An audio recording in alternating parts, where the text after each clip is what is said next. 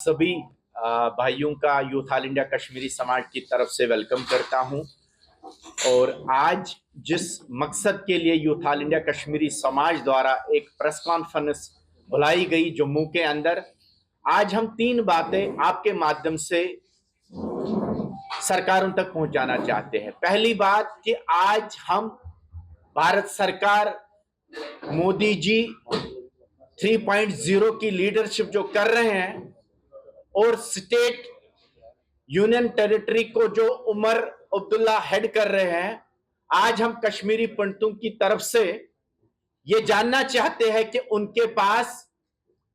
2024 में भी कोई ऐसा रिटर्न मॉड्यूल कश्मीरी पंडित को वापस लेने के लिए है या नहीं है। हम ये जानना चाहते हैं कि वह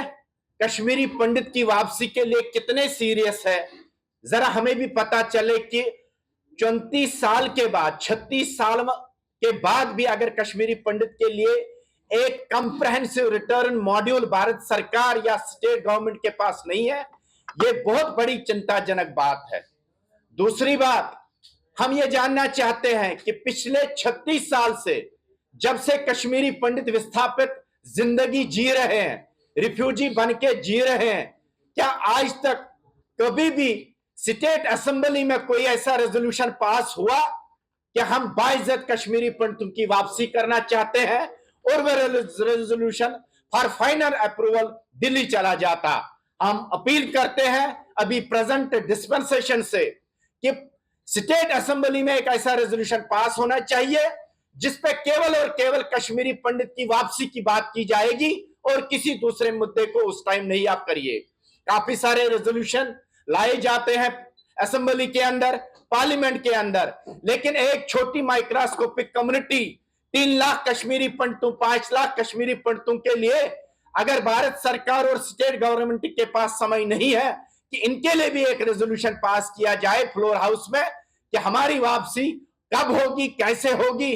और उसके लिए क्या रोड मैप होना चाहिए। और तीसरी एक अहम बात, भारत सरकार ने, मोदी जी सरकार ने और डिलिमिटेशन कमीशन ने कश्मीरी पंडितों के लिए जो 2 सीटें रिजर्व की है